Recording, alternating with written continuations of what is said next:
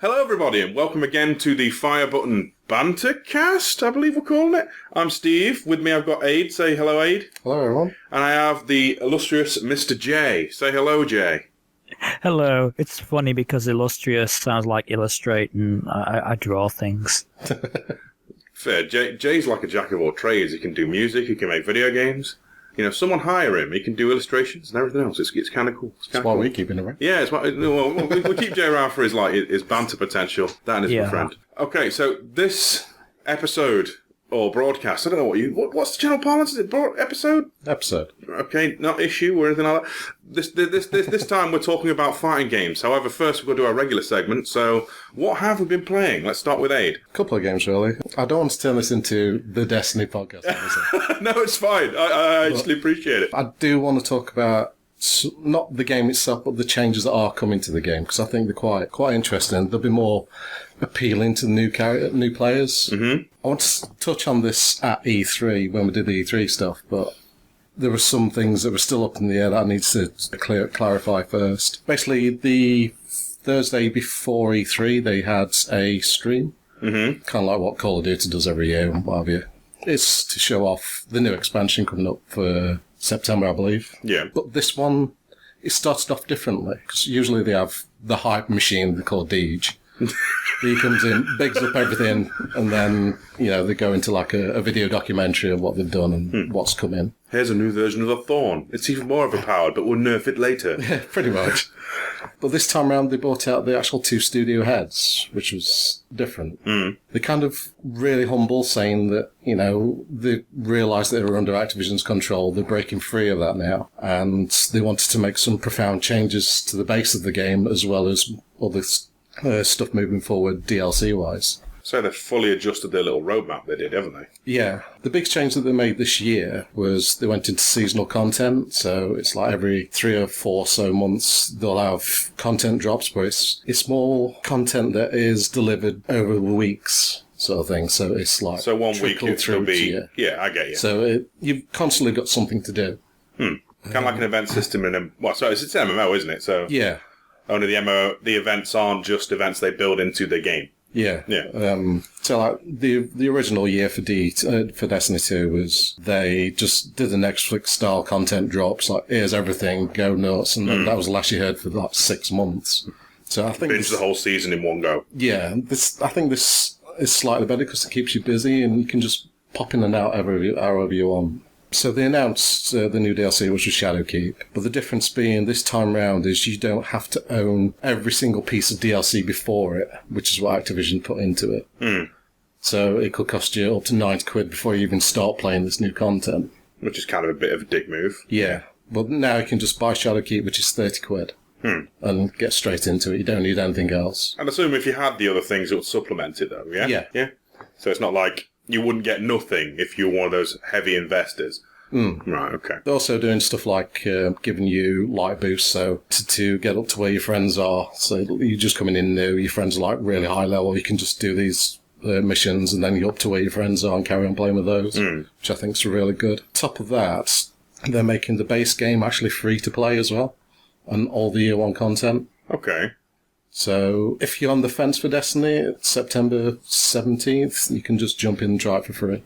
Hashtag not sponsored, by the way. He just really, really likes Destiny 2. I don't know if you can tell from the fact that most of the time it's his thing on what we've been playing. They're also bringing in cross-save as well. So if you was playing on Xbox and you want to move over to PC, you could do that and take all your progress with you. It's not a one-time thing as well, so you can jump back and forth between the consoles. Oh, okay. That's kind of cool. I mean, that was one of the reasons that, a lot of people enjoyed the Vita for any games that were released on the PS3 at the time. If they had a Vita version, you could only bounce your save back and forth. I know, I'm talking about a dead console, but it was a good idea. I liked it. And they also eliminated the exclusive content for PS4. So that's no longer going to be a thing. There's going to be no console or platform exclusives going forward. I can hear Epic crying. They've also ditched the Battle.net launcher, which is what they've been on for the past year. No, I mean, because Activision Blizzard, though, right?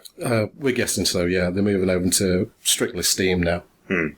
The one bad thing I can see is they've also announced the Stadia version, which, if I'm right, Stadia is just like streaming. Yeah, it's a streaming device. Based on PC. As far as I can understand it, yeah. I mean, although the Switch did a kind of thing with it streaming RE7 in Japan. So there might be a bit more to it. I'm not really in and out on the whole streaming as a games console device thing. We might talk about that more when we've all read up on it, I think, as a podcast topic, because it'll be interesting. I mean, the bad thing being that Stadia doesn't seem to contact or talk to other PCs. So how would you do an MMO in single player? It'll be its own console, sort of thing. Oh, I get you. So it'll be its own ecosystem. Yeah, which bringing in a game as old as Destiny into a new ecosystem, I can't see that being very good, to be honest. I'm going to be, on the fence and say new players are surely always a good thing to reinvigorate a game. Yeah. It's probably better if they had cross-play rather than cross-save, because then everything would be talking to each other, which is what they're trying to aim for in the next few years. But at the minute, I don't see Stadia being a viable platform at the moment for it. I'll say it's all up in the air until we actually get our hands on the machines, I thought. Yeah. So, other than Destiny 2 news, technically, what have you been playing, Ed? I've been playing... I've touched on, again, what you've probably been playing as well, which is Bloodstained. Bloodstained Ritual of the Night, yeah. I'm dipping that one. You don't get to... I've not played much, so I can't say much about it, but I do enjoy what I've played. I've only had like half an hour or so on it so far. But I'll let you talk more about that later. And the other one I've been playing is a game called Shikondo Soul Eater. Okay. And it's a Korean bullet hell from a developer called Deer Farm. See, now we're touching into the real 80 shit, because bullet hells are like the domain. I know myself and Jay, we both love like cave shooters and that sort of thing. Hell yeah. And Shikondo is kind of like a cave shooter. It's got impressive bullet patterns and such. But it's a shorter game, but it seems a lot easier than a cave shooter. Okay. It's like to get it up to what I would call a cave normal mode, I pop it up to hard. And you see that, but there's quite a gamut of difficulties with cave shooters. I mean, something like Death Smiles is actually kind of gentle. It's not all the way up to sort of your Escaluded 2. Yeah. I have no idea. Well, the basic premise is it's based on Korean myths, this game. Oh, okay. So it's got a mythological... Korean mythological there's 5 stages to it, so you've got 5 bosses, obviously. Each boss has got 2 stages, so you'll have like a sort of a normal sort of boss to start with. I say normal in quotes because none will look fucking normal.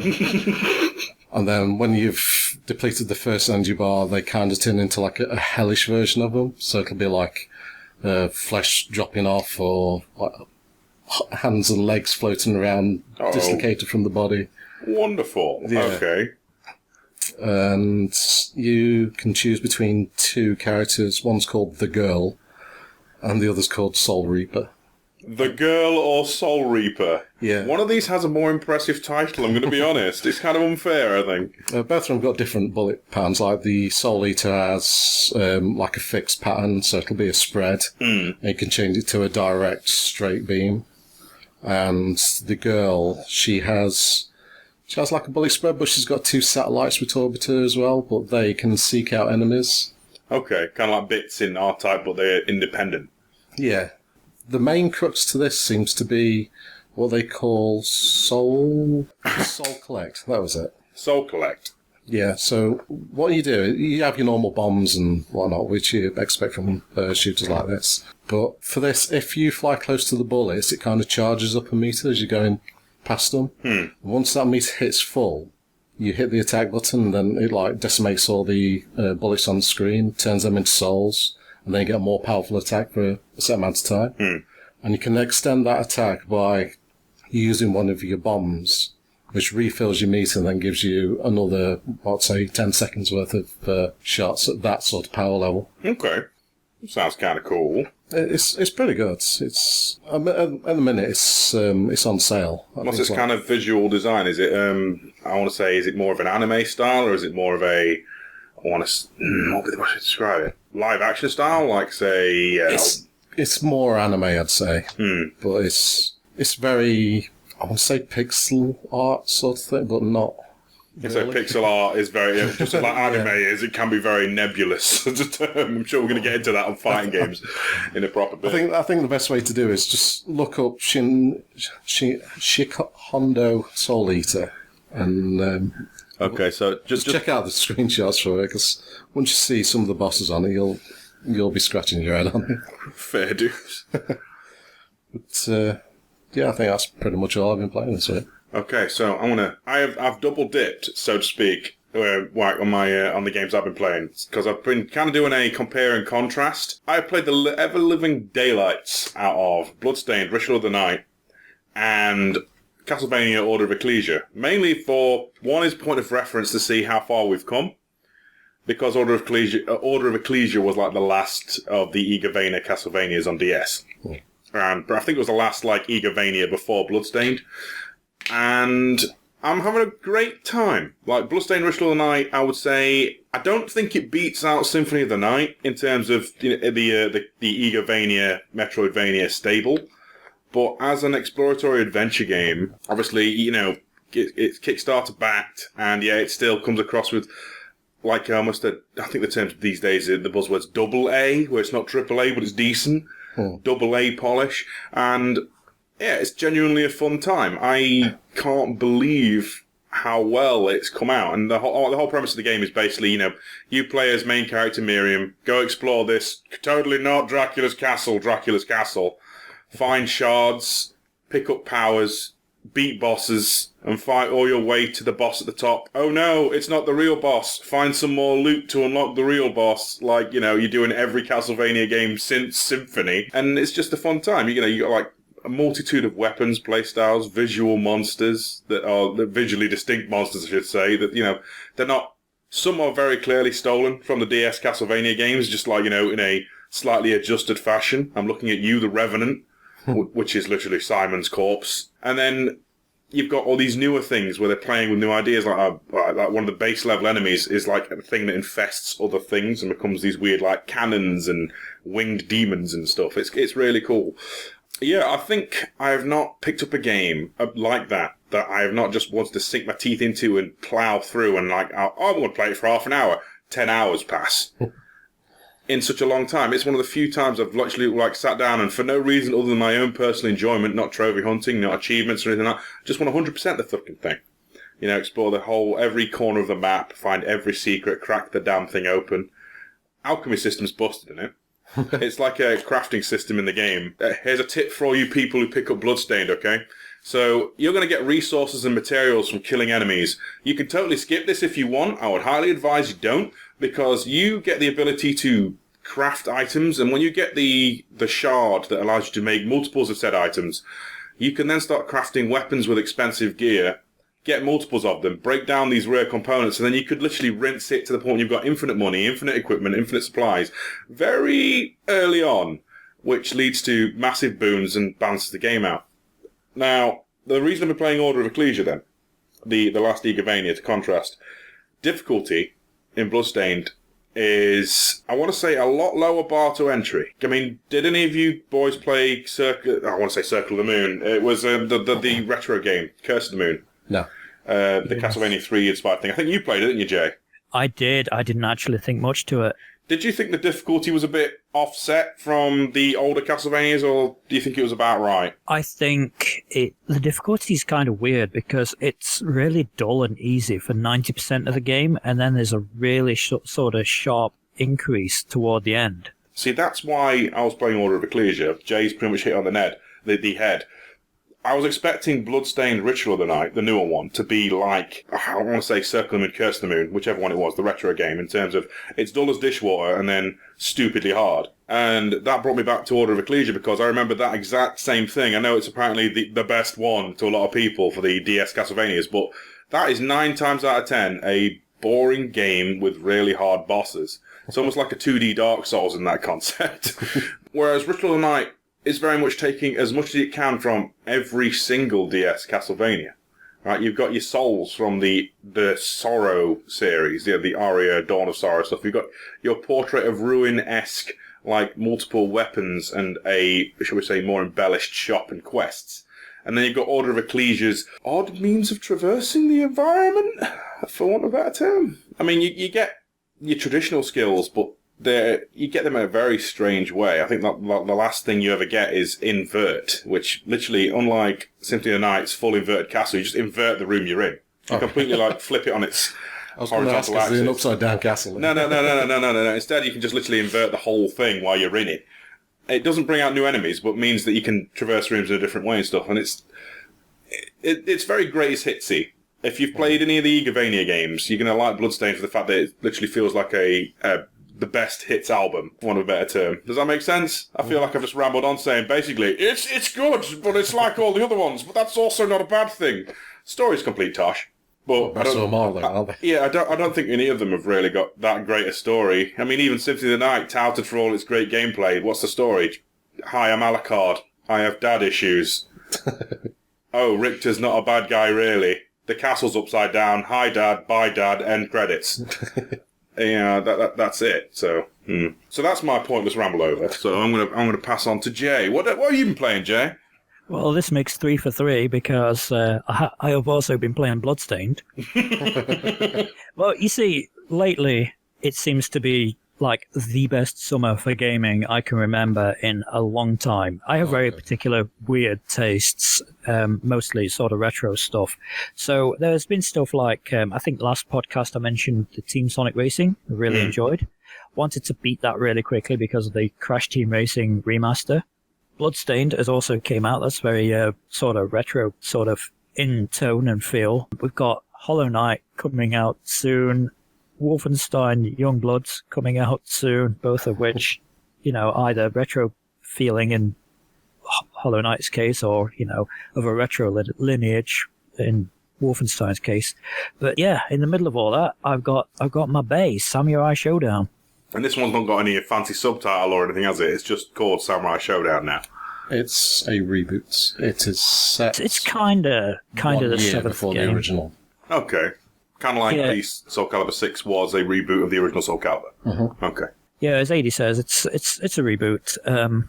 But in terms of gameplay as well, so they've got really, really back to sort of basic Samurai Showdown stuff, which it was never a combo-heavy game. It's sort of more based around, I don't know, spacing, mind games, counterattacks sort of thing.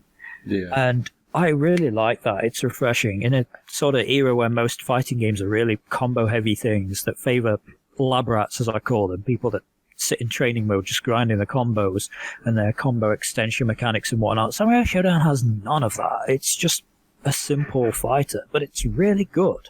It's like when you look at the King of Fighters, it's not commonplace to not see like a 50 or 60 hit combo just coming out of nowhere if you're good at the game. And sometimes even if you're not. Samurai Showdown, you're lucky to see anything over 10. Well, outside the supers, damage, yeah. And that's including like the supers and stuff. Is that with damage scaling as well? I think the damage scales down as you combo. I mean, that's generally the done thing these days. Yeah. Okay, well, so general nutshell review, Jay, is Samurai Showdown worth people's money? Well, that depends. It's a bit bare bones a package. If you like the fighting part of the fighting games, like I do, it's great. It's, it just really delivers. If you're the kind of person that wants a lot of different modes and stuff, Samurai Showdown really is, as I say, bare bones. It's got your story mode, which is basically arcade. It's got a gauntlet, arcade versus everybody, survival, and time attack mode, and that's it on top of the training versus modes. No, that sounds reasonable. That sounds like a viable Tekken 2 in terms of the amount of gear you get. Yeah, it's a bare minimum, I would say. It's a good starting point, I'd say. There's more in it than what was in King of Fighters 12. Yeah. I'm pretty sure you give me like an hour and, a Mugen, I could probably make more content than there was in Everton. Furthermore, it's got more single-player stuff than Street Fighter 5 had at launch. And the best part, Jay, go on, what was the best part for launch week? What did they do? They gave away the first season pass. That's brilliant. I love that. Because season passes are a bit of a pain in the arse, and I would say a divisive thing in the FGC at the minute, because it's always like, oh, here's a slew of new characters that you have to pay for, having just bought the main game. And Samsha said, yeah, we've basically got more characters down the line. You can have them for free if you buy it at launch, as opposed to invest now and then buy again now. It's actually an incentive to buy it straight away. Yeah, which is really cool because, like, if you're serious about fighting games, you will always end up paying for those new characters and thus buying the game over and over, sort of. Because, like, you know, you're playing against someone, they're using a new character and they use some bullshit on you. You kind of need to know how to defeat their stuff. So it's like you go into training mode and sort of do that super with that character and then try and find ways to dodge it and stuff. It's a really valuable asset. And if you don't have the character because you haven't bought it yet, you can't do that. And, you know, when they keep drip feeding them every couple of months, it annoys me. It has actually sort of turned me off. You know, that kind of thing is why I dropped Tekken 7, for example. Okay, well, this seems like a viable moment for us to join and launch into our main discussion. So let's start talking about fighting games proper, shall we? Oh, hell yeah. So, I'm going to round table this, make it a bit more straightforward, and since Jay's just spoke about what he's been playing, Aid, what are your first memories of fighting games? Oh, the first memory that I can remember was the Yeehaw Kung Fu. Okay, yeah. Which, I know technically it's not a fighting game as what people think of nowadays, but it was one of the bases to start with way back then on the Spectrum. Did it have an arcade release? Oh, it started as an arcade game. Yeah. Because I remember seeing it in like some smoky gentleman, not a gentleman's club, that's like a strip club, like a miner's welfare or something. I remember seeing it when I was like 4'4" or something, really tiny. That's not really that tiny, Steve. Let's say 2 foot something. Like a thing when a dad in like a miner's welfare arcade machine. So I totally get it. I still count that as a fighting game. It was for you could put 50p in it and fight someone. Yeah, it's still like one-on-one, but it was different to what people think of nowadays. The text was really basic. But no, it was a game I enjoyed, a game I loved. And it kind of like propelled me towards later stuff like Street Fighter and what have you. I mean, I never even touched the first Street Fighter, to be honest. Really? Yeah. You're in for a treat, Aid. You'll break your hands trying to play the real thing. I mean, I heard about it, and I just kind of skipped that and went straight to Street Fighter 2 because all the hype was surrounding Street Fighter 2 at that time. Even now, it's a cornerstone game. Oh, yeah. It redefined the genre.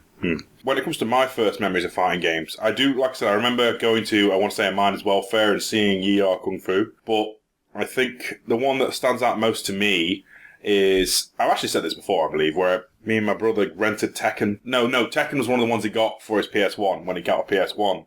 And obviously, sort of dabbled with Street Fighter 2 for 10 minutes at a mate's house before then, but first real time investing time in a fighting game was Tekken 1. And it was basically a case of, cool, look at these cutting edge graphics. They look like real people. And they don't chuck fireballs. They have to do combos. And, you know, we were blown away at the time. Mostly the only thing that really keeps the original Tekken sweet in my mind is the music. But, I remember memories of going through these games and we'd unlock an ending and we'd be all really impressed. And then, there's a new character unlocked. It's literally Yoshimitsu with a different bodysuit and no sword. That's crap. You know? And then going through, unlocking all these different characters. I could play as a bear. And then we didn't have a memory card, so when we turned it off, came back, where have all our characters gone? Time passes, we still don't get a memory card, and because I'm the only one who's, like, patient enough, being what, I must have been 8, 9, 10 tops, I unlock all the characters, and within 10 minutes of unlocking all the characters, I'm like, hey, guys, let's all play this together. And then I want to say, like, a nephew or a second cousin, someone really tiny, just walks over, turns the console off.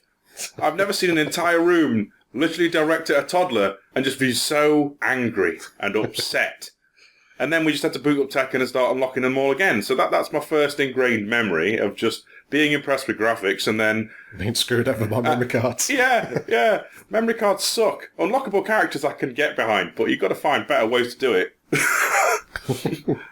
Go on, Jay. What are your first memories when it comes to fighting games? I really want to say Street Fighter 2, seeing it in an arcade and just how fluid it was and stuff, but it's actually a bit lamer than that. Some people would disagree with me, though. So, it was back in probably 89. The game's from 88. It was called Barbarian. It was on the 8-bits, your Commodore 64, ZX Spectrum, or the one I played, the Amstrad CPC.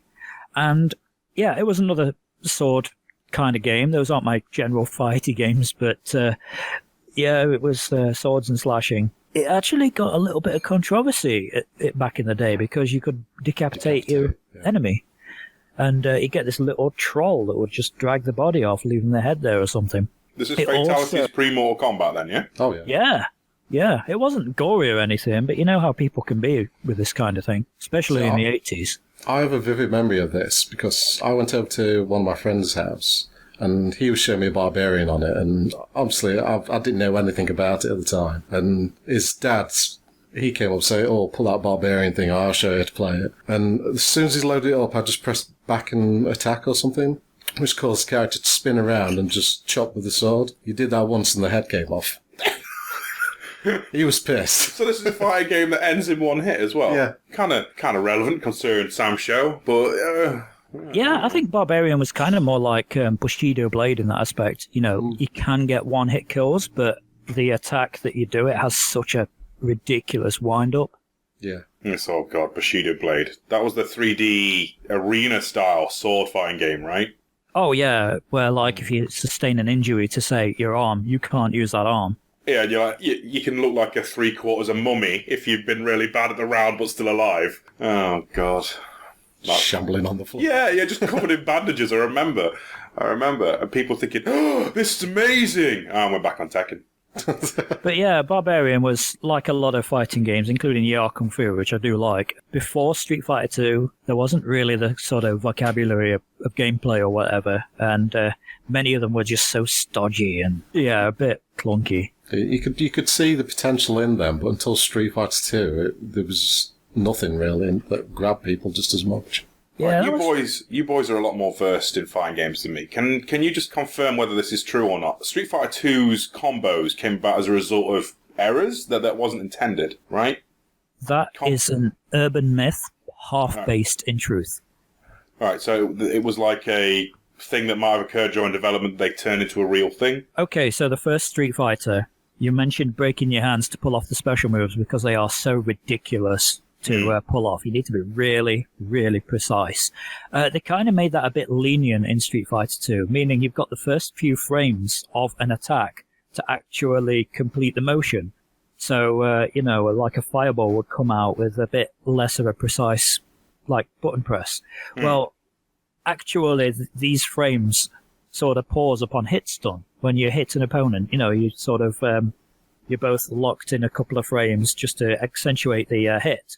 But you could still complete the special move motion after that. So you could do stuff like cancelling the crouching hard punch with Ryu and Ken into the Hadouken because of that leniency. And they found this during, that was where people think it's an error. But the development team actually found that during playing the bonus stage, smashing up the car. And they thought, actually, this is fun. We'll leave it in. And thus mechanics were born. Oh, yeah, one of the mechanics that it's core to the fighting game genre as a whole. I remember the arcade for the original Street Fighter as well. Weren't that pressure-sensitive buttons? Yes. The original, because they had two revisions. The original one was the pressure pads. You had to hit them harder for harder attacks. Yeah. People were beating the fuck out of those, and they got, really, really damaged. So it sounds like recipe for damaged arcade machines. yeah, that's exactly what happened. And so there was a revision with the now very familiar 6-button layout. Which is a lot better. You like medium heavies? Yeah. Okay. So this is going to be a weird thing to discuss because I think we all kind of sit in a somewhat middle ground when it comes to the fighting game kind of scene, the community. I think Jay's the only one who goes to a meet-up tournament kind of thing on the regular, is that right? Well, not on the regular now. The local scene seems to have basically died. But yeah, I used to go small tournaments and things. And you've not really been to any tournaments at all, have you, Aid? I've been to one. Yeah. Which was a Tekken tournament, funnily enough. Hey, I can get behind this, and I'm pretty much the same. I only went to a friend of ours, Azavar, used to run Next Level Gaming, which was a local gaming meet-up kind of thing, and we'd do Tekken tournaments and Street Fighter tournaments and Smash Brothers tournaments, and I would always bottom out near the entryway on Melee, and I would beat everyone at Tekken, because of course I would. because it was local level and no one could do any of the higher level stuff like wave dashing, unless it was melee. But Jay, I mean, you've dabbled with like the somewhat bigger scenes. What's it like on the regular, do you think? Can you elaborate on that? Sweaty. No. I mean, is it always familiar faces, or is it always like a trickle? Is there always like, you know, like in your movies and things, there's that one guy, he's unbeatable. No one can ever stop him. You do get to know some of the familiar faces, and occasionally you will see people like at some of the bigger events, like there was Hype Spotting and the lead up Road to Hype or Battle of Seven Hills, two of the bigger ones I've sort of been to. You will notice some people there that you will see on Evo vids occasionally. Oh, I can't remember one of them's name, but one that springs to mind is Pro Fluke. He was a pretty big sort of Ultra Street Fighter 4 player back in the day. He's like the UK's best El Fuerte. I was in the tournament where he won. You know, I didn't actually fight against him. I wanted to because it was really good, but yeah, he's been at Evo. See, this is the bit where Jay could have, like, you know, completely fabricated. Someone said, yeah, I'm the one who sent it losers bracket. He came back and won, but I knocked him down there first. Didn't do that. No, but I was beaten by the guy that played him in the finals.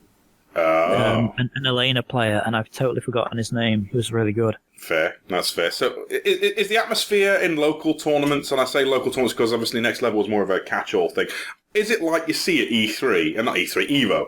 So it's like there's always like a cheering crowd, and everyone's really hyped, or is it normally just guys sitting in front of consoles like, hey, let's have a few sets? A bit of both, actually. You know, the hype for tournaments is there, and there's a lot of camaraderie and closeness and that. You know, like people can be bitter rivals when it comes to the fight, but they are like best friends, they're drinking buddies, you know, outside of it. But the two guys sat at the consoles, sort of, yeah, let's play a few games. That tends to happen as well when people are using other setups that aren't used for the tournament, for like just casuals. You know, some of my best times in the fighting game scene have been pre-tournament casuals, just like playing without any stress. And so against really good players. That's definitely one of the things I do like when I see about fighting game community stuff, because there are differences between like game to game and community to community, but on the whole, most are very welcoming of newcomers. You know, even if it's just as they'll jokingly say, yes, it's someone else to beat up or someone new to, you know, pugilize, and then they all start sharing techniques and generally a level of camaraderie you just don't see in most other games, because normally it's like, you know, your regular trash talk on like shooters and stuff, isn't it? And people getting, shall we say, more than a little bit caustic on stuff like Fortnite and the like, yeah. And whereas the fighting games, normally none of that. There'll be like a tiny bit of shit talk during or just after the match, and they're like, yeah, same again next week, yeah. GG's. Yeah. I mean, unfortunately, there are outliers to this. You know, just check out Scrub Quotes X on Twitter, where they normally pick up the cream of the crop of salty, whingy bastards who have lost a fighting game. Yeah, I don't think any of these people really sort of compete locally or go to their local fighting game scenes, because you'll find the whole sharing tech thing, it's a very new school thing. You know, back in the day when fighting games were in arcades and people, you know, you paid the credit, you know, your 50p or whatever into the game, and you wanted to keep playing as long as possible against as many people as possible. You just wanted to win. Keeping the tech to yourself was like the advantageous strategy there. But now it's like sort of, since it's been consoles and there are like meetups with setups and stuff, and everyone just wants to get better. So you share the tech. You want people to know what you know so that you don't rely on bullshit. So you actually get good enough to play like nationally or internationally and stuff. So that's the dream, isn't it? To be on the stage at Evo. If you're like going into competitive, you really want to be like your name in lights and take on the gods, so to speak. The full Goku complex. I want to fight guys stronger than me to get stronger. You know. Yeah, sometimes it's being in the scene and learning and stuff is basically being in your own anime sort of training arc, which, you know, that's kind of a big part of the excitement about it. It's funny, when you mention like sharing a moves, I'm trying to think of the earliest time I remember anywhere sharing moves and like teaching people about other stuff, and I think it's like pre-YouTube. You've got like the Tekken Zaibatsu forum or whatever it was, where it'd give you a full move list. No idea what the moves are, just here's the move, here's the name, here's the hidden moves, here's no name for it, here's how much damage it does, have fun. And then for AD and myself, it was game FAQs. Yeah. What, we're talking the KOF days, Aid? Or... Well, not just KOF, like Mortal Kombat as well. They had all the fatality moves on there, written out. It was like we'd get a new game, new fighting game, usually for Sega Saturn or PlayStation, and the first thing to do is just download probably the KO Magura FAQ moves list from Game FAQs. Get a hard copy printout of it because hardly any of us have any decent internet access, and just that was it. Learn that shit. Oh man, I'm thinking back to the time I saw an arcade machine. I think I want to say like Cleethorpes or somewhere like that, and there literally was like taped on the side, like just a piece of paper A4 with sticky tape. Here's the move list for some characters. Like, okay, cool. That's nice. Yeah. God. Yeah. No. The printing off hard copies. I like that. That was definitely a real thing. I think that was share that tech, yo. Yeah, innit? You wrote one as well, didn't you, for Game FAQs for Chun-Li, if I remember? Yeah, for Street Fighter Alpha 2, and I read it not so long back. It's sort of terrible. I could do a way better one. Still love that game. Yeah, but think, how many times have people actually looked at it for advice, Jay? You may have helped someone. You may have taught someone how to do the lightning fast 100 kicks. And, What? Hit the same button a few times. Yeah. And how to finally pull off the spinning bird kick with a one-frame link and all these other words I don't actually know what they mean. Oh, blessed. He's trying to sound like he knows things. That's what I was to talk about, actually, because fighting games have developed a very unique lexicon. They've got their own language in, like, generally now, when you talk to someone online about fighting games and you want to ask, like, say, how do you do this move?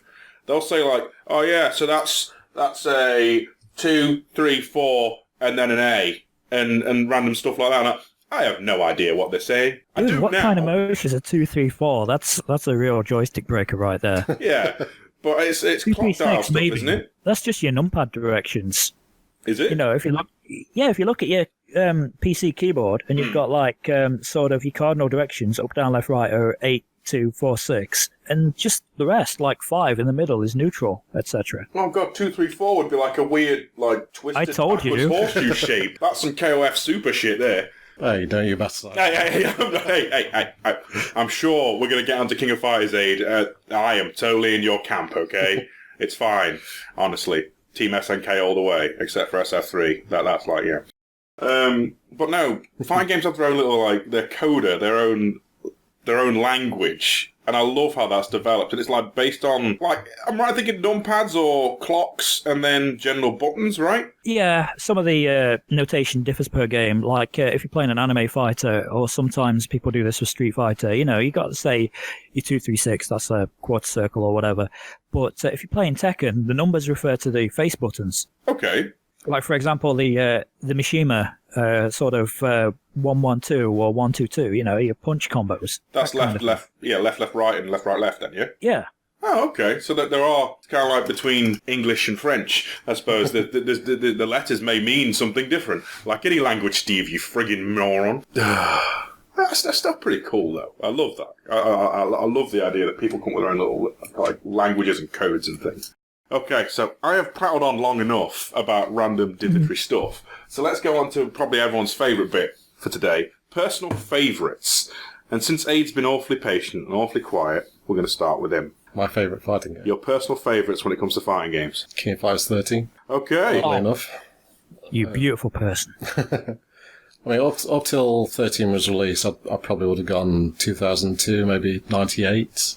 Okay. The Ultimate and Dream Matches ones. Yeah, they tend to play better for some reason. I don't know why that is, whether it was a different developer doing those on the interim. I say, for reference for the viewers, basically the way King of Fighters would work is to do like 3 or 4 mainline titles with casts varying. I mean, you'd have your core like 12, and then everyone else would be like a pick and mix each game. And then 98 or 2002 was, here's everyone. Here's everything from the past couple of games. So far. I mean, for example, it started with King of Fighters 94, and it was dubbed the Irachi Saga, which finished in 97, and then they didn't have a storyline in 98. They just threw everyone in there from the past games, and then started the NES story from 99. That's all clones, without being clones. It's a long story. When we go into video game stories, I'm sure. Yeah, and then you got 2002, another dream match, Mega Mix, everyone so far. And then you got the Ash Saga, which pretty much ended with 13. So KOF 13 is still one of the best looking 2D fighting games, I think. Oh, it's gorgeous. I want to say wasn't it like they took 3D models and then they drew based on the 3D models and then Yeah, they sort of traced from animated 3D models. You know the kind of models you'd see in King of Fighters 14? Yeah, they basically added an extra step, tracing those and then digitally painting them, making them look great. So why King of Fighters 13 and not King of Fighters 14? I've got to ask. Because it still plays like a 2D fighter. Okay. If you go into 14, it's more like your Street Fighter 4 and the new Samurai Shodown reboot. It's 3D models, even though it plays like a 2D game. And you prefer it to be a 2D game that plays like a 2D game rather than 3D one? Yeah, I'm full on 2D when it comes to fighting games. Okay, that's fair, I think. Any other personal favourites? Probably pick one from the other side of the camp, which would be Street Fighter 3. Okay. Yeah, no, I can totally get on board with this. It is like the only Street Fighter I've sunk any significant time into, and I still suck at it, but I love it. You're talking about Third Strike, though, yeah? Yeah. Yeah. I mean, for me, it's the one that mostly feels like an SNK game, if that makes sense. It doesn't feel like a traditional Capcom in a sense, but it kind of mixes what Capcom and SNK have done together. Okay. That's how I feel about it, anyway. I can see where you're coming from, because I believe like Third Strike would have been coming around about the time of CVS2, somewhere near it? 99, 2 years earlier. Okay, so it was there would have probably been talk about them in the shop while they were making the game, so to speak. You reckon? No? It probably would have been a run-up to the first Capcom vs. SNK, which was like 2000. Okay, so I'm going to throw Jay a bone now. So Jay, what are your personal favourites when it comes to fighting games, and why? I have a few, but I'm just going to sort of whittle it down to 2. Yeah, so depending on what mood I'm in, I'm either going to say Street Fighter Alpha 2 or Vampire Hunter, aka Night Warriors, Darkstalkers Revenge. Okay, is that Darkstalkers 2 for? Yeah, basically Darkstalkers 2. Right, okay. Alpha 2 is just a very solid Street Fighter game. It's before sort of dashing and parrying and stuff, so it's still kind of, I don't know, it seems sedate to some people, but I still say it's a pretty fast-paced game. It's got supers and custom combos and stuff. It's also got the Alpha art style, which I think is just gorgeous. Very anime. Very anime before an anime fighter, so to speak. Well, the original Street Fighter Alpha was based on the Street Fighter anime. Yeah? I've got to be fair. I've got to be real here. I don't see the visual correlation. I see the visual correlation with the Alpha movie, but not the original the animated movie. Okay, so there's a flashback where Ryu hurts his head, and Ken has got this really long hair, and he takes his ponytail out and gives him the ribbon for a headband. You know, that Ken is actually in Street Fighter Alpha, and there's a hidden mode in it called Dramatic Battle, which is based on the final scenes where both Ryu and Ken are fighting Bison. The 2 versus 1 kind of deal. I do remember the game. I guess I'm more the visual for me. I don't see the visual correlation. I understand what you're saying though. It was inspired more than based on, but yeah, I think Capcom were kind of working on a more anime-esque visual style anyway, because the first one of those kind of games that came out was Darkstalkers, the original Darkstalkers, which is still a great-looking game. Darkstalkers itself being sort of, I would call it Street Fighter for goths.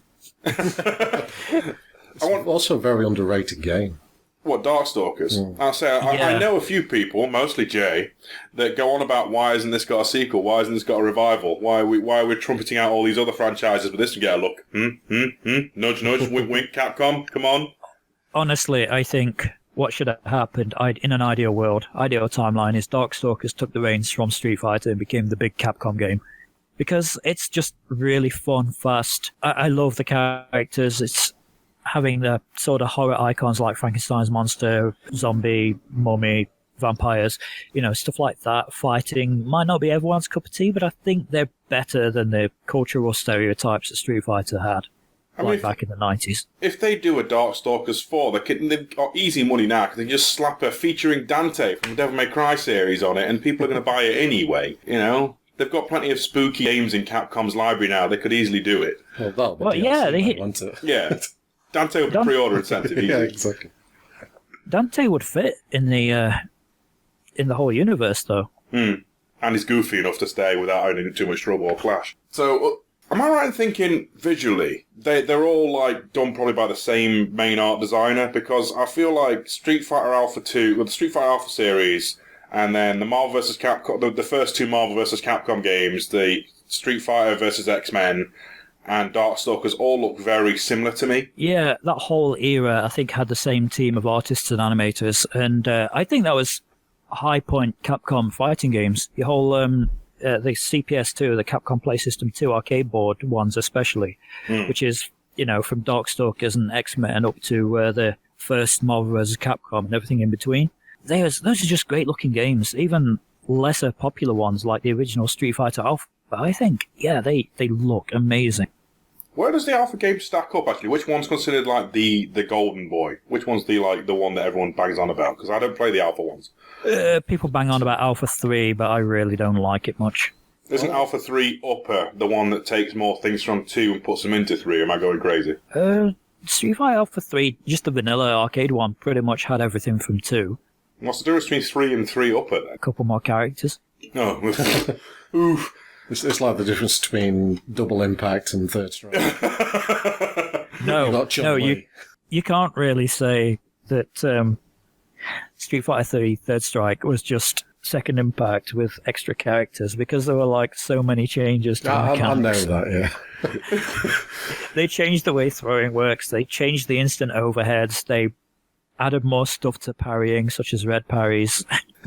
So, for the layman, I mean, you may or may not have seen, for example, the Evo Moment 37, where someone parries the living daylights out of Super, but a red parry, if I remember correct, is like you're blocking first and then you quickly parry, is that right? Yeah, that's it. You parry right out of block stun, and, well, it's much harder to do, because whereas I think you've got 6 frames, that's like about a quarter of a second to do a regular parry. It's like 3. It's an eighth of a second. It's a tiny part of a second to do a red parry. That's nuts. Yeah. See, the only thing I know about Street Fighter 3 Third Strike versus Second Impact is apparently they ruined Sean or something. They made him a lot less badass compared to the second version of Street Fighter 3. Yeah, in Second Impact, a lot of Sean's stuff is pretty safe, and he's got this standing medium punch that it's basically dirty. Well, they made Chun-Li the dirty one in the Third Strike, and really gimped Sean to the point where he went from top tier to bottom tier. So, other than Street Fighter and Darkstalkers, Jay, do you have any other personal favourites, just those two?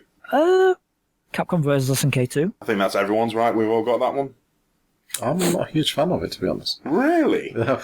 Okay. For the viewers, for the viewer and listeners' benefit, Capcom vs. SNK2 is literally the cooperation between the two stables. So you've got most of Capcom's bigger fighting game cast and a few, I want to say, Final Fight characters. I think Maki's from Final Fight. I could be wrong. Rival Schools, maybe. I think so. And then you've got pretty much majority of the KOF cast, and I think a few of the Garou Mark of the Wolves cast, mostly Rock Howard, in a single fighting game. You can have up to 3 fighters, I believe, as well, but it's not tagging or anything. It's not like Marvel vs. Capcom. It's take them in sets. There's a weird tier system to it as well, isn't there? There's a ratio system. The ratio system, yeah, where you can power up one character more than the others. You can make one character like a god, and then it's got 2 underling potatoes. Something like that, yeah. And see, I like CVS2 for the fact that I think it's the one that broke me into 2D fighters proper. And it was literally a case of me and Jay chilling out after college, and he basically goes, "Steve, let's play this because I'm bored of playing Tekken." And it was, I think we just smashed it, and I immediately attached to all the edgy, angry characters with the angry supers like Iori Yagami. First time I meet that guy, brilliant character, because all he does is scream at you and rip you apart. That, and he wears a lace around his jeans for some reason. It's very peculiar. Oh, Steve, so angry. Yeah, I was very angry back then. Very angry. But now I've got to ask, Aid, what's the reason? I would have thought you'd have loved these guys getting a bit more of the limelight. Honestly, I can't put my finger on it. It's just one of them things that, if you put it down in front of me, I'll sit down, I'll play it happily. But it's not one that I can really sink my teeth into. Do you prefer the art style of the SNK games versus the Capcom stuff Possibly. in this case? It's like I say, it's just something I've not been able to pinpoint. Okay. It just feels odd. Well, that's fair. No, that's fair. I mean, we all have our different tastes and flavours, you weirdo. When it comes to my personal favourites then, I have touched on it and have said the name of the series multiple times already, but I'm going to pick a standout landmark moment. I'm going to say Tekken 5 was probably one of my personal favourite fighting games of all time, mainly because I must have sunk an ungodly amount of hours in it, even single player on my own, probably ruined my versus people potential on it, but there was so much to do in that game, and there was so many characters, and there was a really awful 3D action game built in, and it had Tekken 1 to 3 packaged in for free as standard, as well as Starblade, but who gives a fuck about Starblade? Was that weird scrolling beat-em-up thing? No. In Tekken 5, they went for more of a 3D platform approach. You could only play as Jin Kazama, and it was dull as fuck. You had a piss-poor supplementary, Devil Trigger mode to it as well. That was just, obviously you got this really bad action game, but the core game of Tekken 5 felt like the Tekken 2 of the PS2 era, because you've got all these really cool characters and a fucking bullshit hard boss in the arcade mode. But the music's amazing, and the actual environments look stunning for the time, and you just couldn't stop playing the damn thing, right? Mm. And then I get literally everyone I ever knew at that time has at some point had a few rounds of me on Tekken 5. Even if you don't know how to play fighting games, I've made you play the fucking thing against me. Right? Sometimes you'll thrash me, 9 times out of 10, you won't. Was that always a staple on Tekken, like a bullshit hard lash final boss? I think it's one that jumps in and out, because for Tekken 1 you've got Heihachi. Tekken 2 you've got Devil, which is kind of brutal. Tekken 3 you've got Truoga, who's kind of he's kind of middle of the road. Tekken Tag you've got Unknown, kind of rubbish. Tekken 4 you've got Heihachi, only now he's a bit faster than you, because of course he is. And then Tekken 5 you've got an unlockable secret boss of Devil Jin, and Jinpachi, which will wreck your shit. Normally with a bullshit 2-frame stun where you're stuck for 2 hours while it does an instant kill move on you. It was not fair. Not fair at all. And then Tekken 6 I think had some weird, you could only hit him sometimes boss. That's similar to the new Samurai Shodown boss. And then Tekken 7's was fairly straightforward. The only time that boss is hard is in the story mode. Yeah. I want to say Devil Kazumi and Devil Kazuya. They weren't much to write home about in comparison to the earlier bosses, let's put it that way. And the other fighting game I want to call out is probably a controversial one, because it's also another PS2 fighting game, and I guarantee it's not played at tournaments. It's Dragon Ball Z Budokai 3, alright? Now hear me out here. It's a fighting game where you can pick custom moves for your characters, and you have a big, wide open adventure space in your actual story mode, and you could sink just hours playing this, but the main fighting game is basically a virtual fighter with laser beams. Alright, and the super moves, the ultimate super moves, there's always a way to get out of it if you're being hit by it, so there's a way to negate it or nullify some of the damage to kind of make it fairer if you're crap at the game. I kind of liked it because it was always visual spectacle, not in any way a technical fighting game. Did it play anything like the Xbox One and PS4 version? It played the closest Xbox 360 game I can think of is Burst Limit. Burst Limit. There was one recently, weren't there, on the Xbox? I forget the name. You don't mean Xenoverse, do you? It might have been. Xenoverse is no. This is on a. It looks 3D, but it's still played on a mostly 2D field. You can sidestep left and right, kind of like Tekken is. It's not, you're not flying around the battlefield at full speed or anything. Yeah. And obviously you've got your core. I think there's no unique characters. I think they're all from the show up until that point before Dragon Ball Super and all the rest of it. Yeah. But no, the music was amazing. Plagiarized. As in, there's a whole controversy here I'm going into, but the Budokai series, the dude who did the music basically took stuff from Black Sabbath and Stradivarius and a few other notable titles, basically took these tracks without permission, remixed them, normally put a few pan flutes and other signature instruments of the Dragon Ball show in there. And yeah, there's a reason why when they re-released it for a HD collection, the entire soundtrack was replaced with some admittedly kind of rubbish remixes of covers of other things instead. Yeah. But no, Budokai 3 was a great time. You could customize your characters and give them different loadouts on their special moves, as well as doing everyone could do grapples, everyone could do basic combos and really basic key blasts, but then you could choose, is Goku going to do a warp Kamehameha, a super Kamehameha, a dragon punch, and some other cool stuff? I love that. Because you could put your own take on a character. I think Injustice did something similar down the line with a gear system or something. I'm not sure. I've not played Injustice. And Mortal Kombat 11 does it as well, where you can kind of choose a set of special moves. Yeah. Something similar to that, but back on the PS2, because, of course, best console, in my opinion. Don't at me, Dreamcast bros. Saturn. Yeah, well, I know I'm sat with one Dreamcast bro as it is. I don't know if Jay's on Team Dreamcast. Are you on Team Dreamcast, Jay? Team Saturn. Fuck no. I would say Team Mega Drive, but Team Saturn, yeah, that's also good. Okay, I'll let you off. So, yeah, I've rambled on about anime fighters long enough, I think that's fair, right? So, what are we looking forward to? What do we want from the future of fighting games? It's a nebulous question, but I think it's one that needs to be asked. Aid, what do you want to see in the future? Are we talking titles, or? Go nuts. Go nuts, man. Well, the obvious one I'm looking for next is King of Fighters 15. It's a big milestone for it. Have they actually announced anything? They've implied, but they've not announced. Because between King of Fighters 14, we've had Gal Fighters, or whatever it's called, and now Sam Show. That wasn't even a fighter. It had the trappings of a fighting game, technically. That is the only game I've refunded on Steam. Oh, God. Then you bought some. Yeah. Okay.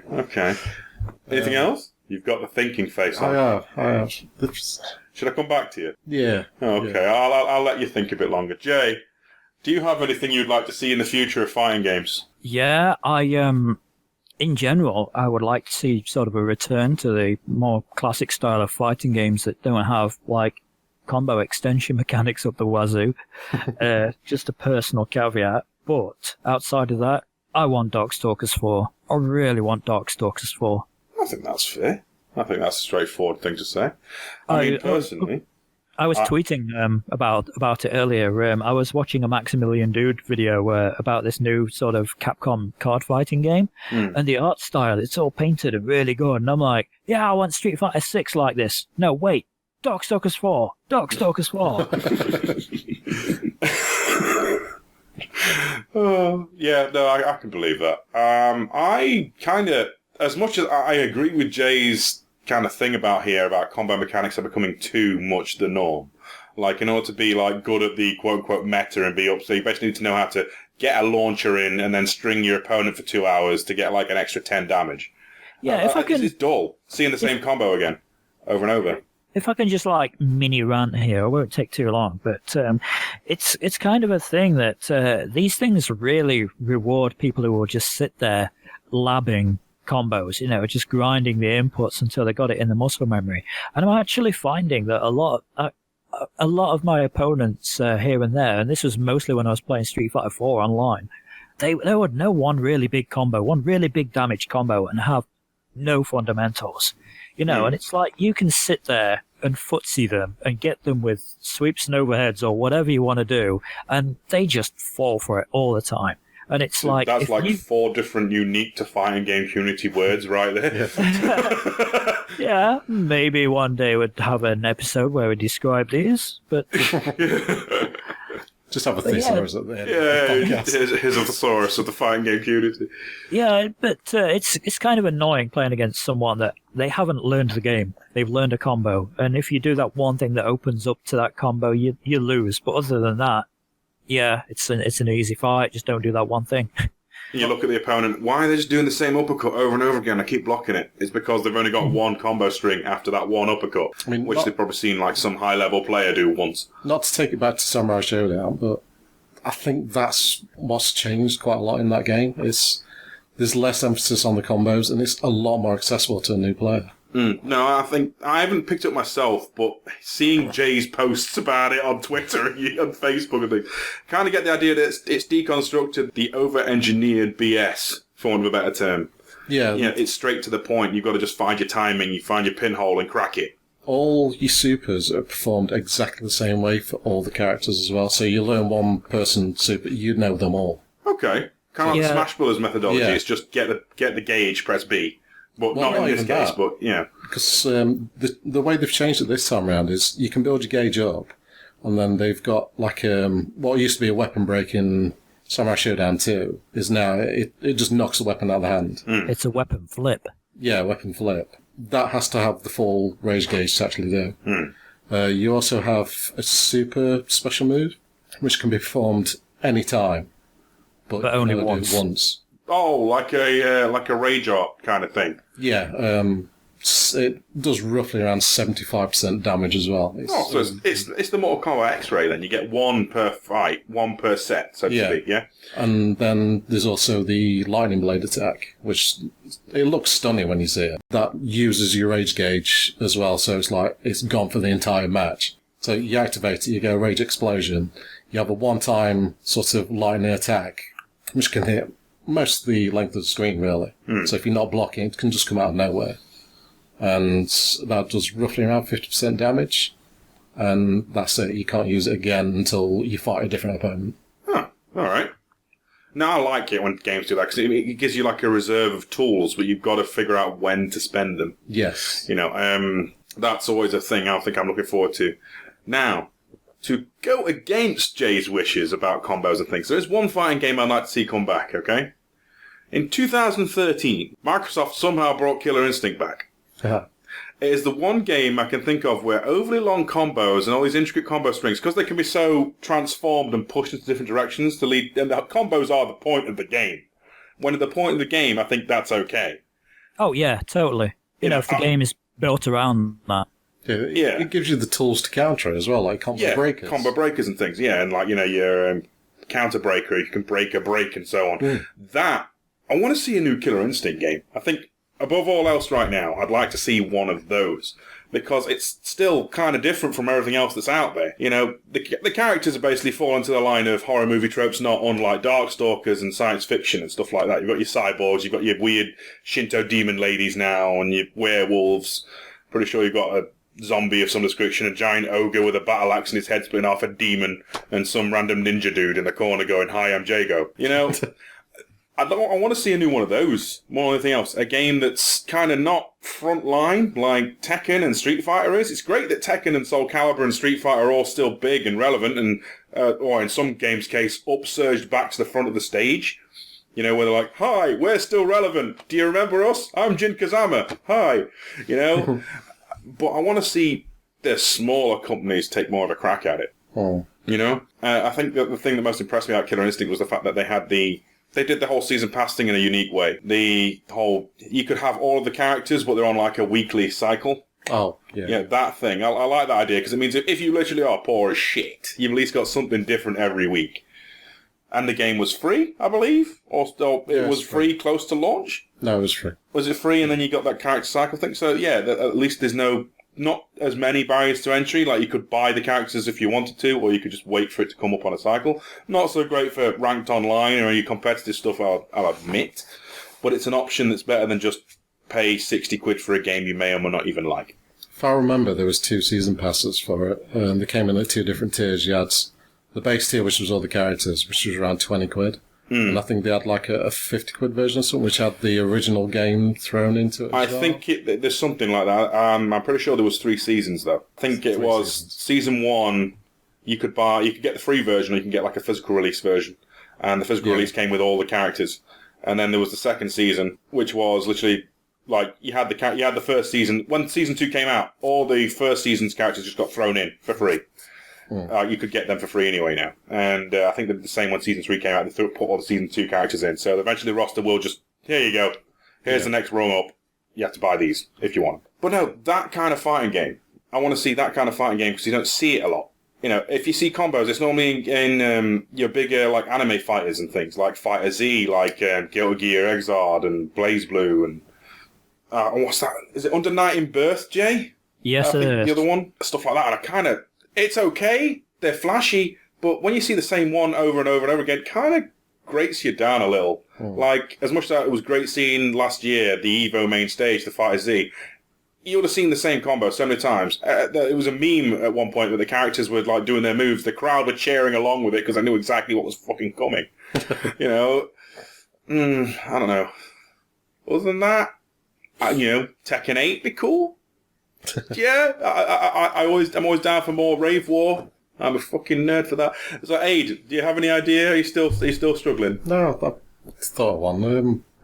It's been a while since we've had one of these. I think the last one was released in the 360 era, and it's a game that I'd not really gravitated too much, but I would like to see it come back, and that is Virtua Fighter. Okay. Oh, hell yeah. Because Virtua Fighter, what was the last one? Was it 5? 5FS, Final Showdown. Yeah, that was released for free, I believe, on Gold for the 360. And I really enjoyed that. It was a good, solid 3D fight. I mean, I'm not expert at 3D fighters. I don't touch much of them. I generally play Dead or Alive for the 3D, which... Yeah, to be fair, Virtua Fighter got married to that, it seems, because they're always in the game now. I've got my beef with Dead or Alive 5, which I'll probably get into in another podcast. But yeah, I'd love to see Sega take another good crack at a fighting game. Oh yeah, I really want a Virtua Fighter 6. I mean, Sega, right, I love Sonic as much as the next guy, but there are other franchises you're letting languish. Yes. Okay? House of the Dead, Crazy Taxi. Yeah. I mean, You can't say that with House of the Dead, because there's literally just been a new arcade game come out. Is it a pachinko machine, then? No, it's a gun game. Oh, okay.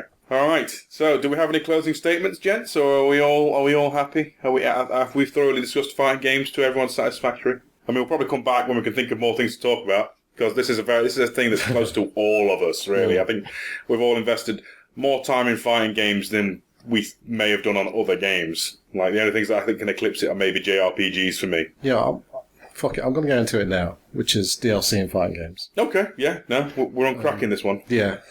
What are your thoughts about DLC for fighting games? I kind of, like I said with Killer Instinct, I prefer it if there's a freemium option as well. I want it to be so that if, for example, like Jay said, you buy a character to train against them, right?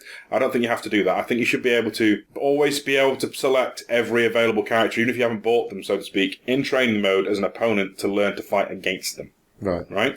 I would also, when a season is over, after an acceptable amount of time, I want all the characters to be available for free. So early adopters get to pay to get in, like a club or something, whatever, they get it. Maybe an exclusive skin so they can make their character wear bright pink hair when they're meant to be wearing gold or something. I don't fucking know. But the point is that they are eventually available free to everybody, you know? Yeah. That would be my ideal policy if they have to do DLC fight. I'd rather didn't do any at all. I prefer unlockables the old-fashioned way. See, going back to Dead or Alive, I had an experience with it a couple of months back, and I think I've told you about this. I wanted to go back and play Dead or Alive 5. I knew it was released for free on the Xbox One, but I had the 360 version, so I dug the 360 version out, put it in, updated, and after it updated, I couldn't play the fucking game. It just locked you out. Everything. I couldn't choose any mode whatsoever. I couldn't play story mode, I couldn't play versus mode, couldn't do training, couldn't do anything. Couldn't even go into the options. What it required me to do, which is what I think is fucking bullshit, was go into the Xbox store, download some compatibility packs, which was just fucking costumes, so I could play the game. Do you have to pay for these? No, they're all free. Right. But if you've ever been onto the 360 store, it's not easy to find stuff on there. Especially the 360 one. Yeah.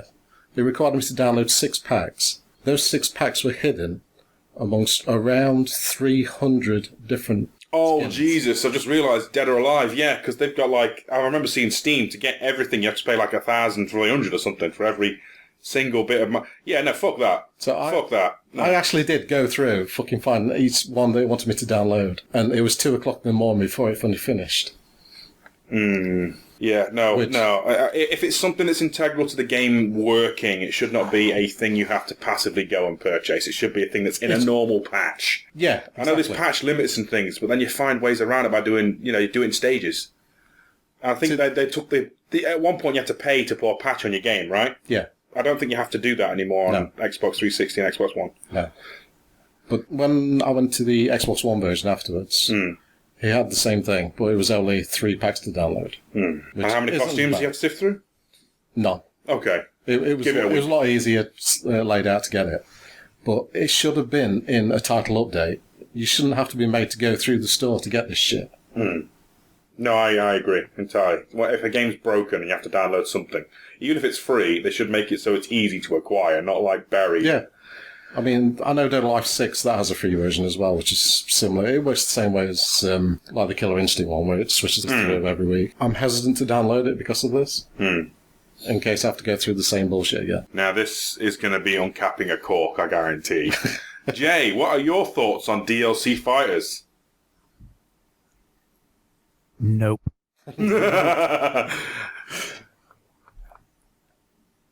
No, I mean, I'm old school as hell. I actually pine for the days when you bought the game on the disc, and that was it. I mean, Jay, how many versions of Street Fighter 2 do you think you bought over the years? Do you prefer All of them part of the one on the Switch. Do you mean like a full, like you prefer the Street Fighter 2 method where here is a title updated version of the game with a few tweaks and some extra characters that way? Yeah. I mean, a lot of people are really sort of critical of that kind of thing because you're buying the same game again. But not really. You kind of, if you compare something like Street Fighter 2 Champion Edition to Super Street Fighter 2 Turbo, there are huge differences. They're like different games. It says full visual overhaul between those two, right? Or was it between the first Street Fighter 2 variation? I know that one Street Fighter 2, once it kind of got big, there was at some point a later release where the characters got completely redrawn. And I don't mean like the hyper remix bullshit that was on Switch and the next-gen consoles. I mean in between that. Was that Super Turbo? There was like an Udon release where they redrew the characters like Udon style but kept the Super Street Fighter 2. Oh, no, that was HD remix. No, I don't mean. I mean before then. I mean even before then. Because I think it was like when the character portraits changed as well. Funny enough, it may have been when Cammy and them were first introduced. I could be. Yeah, there wasn't that much of a graphical overhaul with the sprites. They were still using the same Street Fighter 2 ones, but they did give them some new animations. I'm sure the sprites changed a bit. They like transformed over the years. I could be going wrong. I don't know. But no, I kind of see where Jay's coming from. But I don't know. I kind of like the season path method. Because I wouldn't want to buy, if I was to go out now, if I could just go out and buy Tekken 7 with season 2 built in, I don't think I'd do it. Because I fundamentally own 2/3 of that game already. You know what I'm saying? Whereas if I could just literally like plug it in on top of, I'd prefer it. That's my take on it. But again, I think freemium options should always be an issue because you can't have a competitive game where people can be locked out by price point to at least be competitive. That's my issue with it, I think. But saying that, I mean, was it Guilty Gear that did this exact methodology, or BlazBlue, where they literally released the same game again with like tweaks and additional characters like an old school Street Fighter did? Yeah, and the charge for price. Guilty Gear's done that. Yeah, that's what I was going to say. Isn't that what Exard is? Instead of or is it Guilty Gear Triple X or something? I'm not fully on the know of the Arc System fighters, but I know they've done the same methodology before. As far as I know, it's Exard, Exard Revelator, and Exard Revelator 2. Okay, so that might be what I'm thinking of then, yeah? They're them fighting games that live in between the others for me. It's like, I'll buy them, I'll play them, but I don't really get into them. Yeah, no, I think that's fair. There's always those ones that you dabble with that you don't really get that sucked into. I mean, yeah, it's like I've got BlazBlue, Extend Chrono Phantasma or something, and I think I've put about an hour into it. It's just one that I go back to now and again. I mean, I'm fully expecting a Dragon Ball FighterZ or Fighters something. I'm expecting a Fighters 2 or whatever. There's actually just fighters with extra characters and a few tweaks. There is one thing I do like about a game, which I wish more fighting games would do, is how they handle the 3D models. Oh, you mean fighters, right? Or it's actually a 3D thing. Yeah, it's built in Unreal, so it is 3D, but visually when you're playing it, it just plays like an old school 2D fighter. I haven't played it much, but I'm pretty sure the Guilty Gear Exard stuff does the exact same thing. It's the same people, isn't it? Yeah. I do like it myself, where it kind of pulls and swerves around cameras when you're doing moves. Yeah, I kind of wish like the King of Fighters would pick up on that. I'm surprised they do it. They were doing the 3D fucking... Yeah. I think we've kind of... We've exhausted ourselves this time. Yeah, there may or may not be a Fighting Games Part 2. Haven't decided yet. Probably will be. But for now, I want to thank my co-hosts, my contributors. So thank you, Aid. Before we do go. Okay, all right, yeah. This is not Fighting Game related, by the way. You were talking about Bloodstained earlier. I'd just like to point out that if you are interested in trying something like that, at the moment on Xbox Live, there is Symphony of the Night, which is free if you've got gold. That's free for the next month, I believe. And also, PC Game Pass has got Time Spinner free. Okay, cool. Which are two really good. I think PS4 had something similar last month, right? No, I had Sonic Mania, didn't it? No, Sonic Mania and Borderlands. And this month it was... I don't know if anything's on sale on PS4. I've not checked the store yet. So. All right, so, yeah. With that all being said, I've been Steve, and with me I've had Aid. Say bye, Aid. See you later. And thank you so much for joining in with us again, Mr. J. So say bye, Jay. Bye, Jay. This has been the Firebutton Bantercast episode 3, focusing on fighting games. We are on SoundCloud, we are on YouTube. I think that's pretty much it for the moment. We're going to try and get it elsewhere after the fact. For the meantime, thank you for listening, and goodbye. Bye.